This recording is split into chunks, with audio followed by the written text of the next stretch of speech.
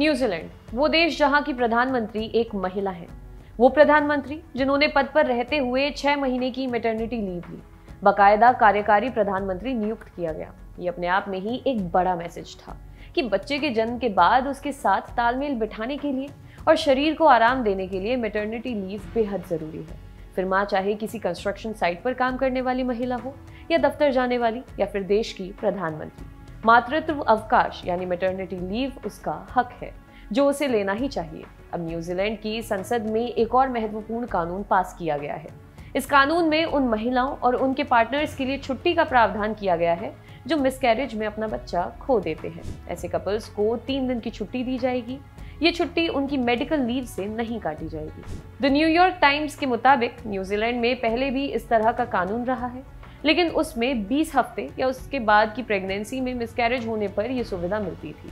नए कानून में प्रावधान है कि प्रेगनेंसी के किसी भी स्टेज में बच्चा गिरने पर कपल्स को छुट्टी दी जाएगी। सांसद जिनी एंडरसन ने यह बिल संसद में इंट्रोड्यूस किया था। उन्होंने कहा, न्यूजीलैंड में हर 4 में से एक प्रेग्नेंट महिला अपना बच्चा खो देती है। इस बिल का पास होना बताता है कि न्यूजीलैंड एक प्रोग्रेसिव और संवेदनशील कानूनों वाला देश बनने की दिशा में आगे बढ़ रहा है।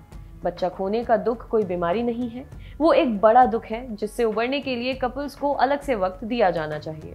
एंडरसन ने कहा कि संभवतः ये दुनिया का पहला देश है जहां प्रेगनेंसी के किसी भी स्टेज में बच्चा गिरने पर कपल्स को पेड लीव दी जाएगी। ऑस्ट्रेलिया में 12 हफ्ते की प्रेगनेंसी के बाद अगर बच्चा गिर जाता है तो अनपेड लीव का प्रावधान है। अनपेड लीव यानी जितने दिन महिला छुट्टी पर रहेगी उतने दिन की सैलरी उसे नहीं मिलेगी। ब्रिटेन में प्रावधान है कि अगर कोई महिला प्रेगनेंसी के 24 हफ्ते के बाद अपना बच्चा खो देती है तो उसे पेड लीव मिलेगी। अमेरिका में इस तरह की कोई व्यवस्था ही नहीं है।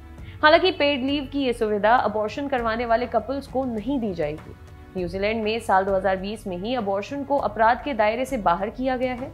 प्रेगनेंसी के 20 हफ्ते के अंदर अगर कोई महिला अपना बच्चा गिराना चाहती है तो वो बिना किसी परेशानी के अबॉर्शन करवा सकती है। इससे पहले वहां प्रेगनेंसी के किसी भी स्टेज में अबॉर्शन के लिए महिला को 2 एक्सपर्ट्स की राय लेनी होती थी। महिला की सेहत पर गंभीर खतरा होने पर ही वहां अबॉर्शन की परमिशन मिलती थी।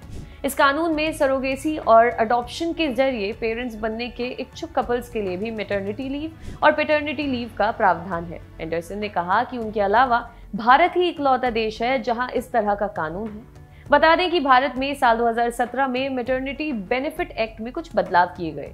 इसमें अडॉप्शन या सरोगेट के जरिए मां बनने पर 12 हफ्तों की मैटरनिटी लीव का प्रावधान किया गया है।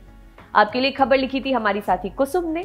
अगर आप ये वीडियो फेसबुक पर देख रहे हैं तो हमारे पेज को लाइक करें, यूट्यूब पर देख रहे हैं तो हमारे चैनल को सब्सक्राइब करें। देखते रहिए ऑर्डिनरी।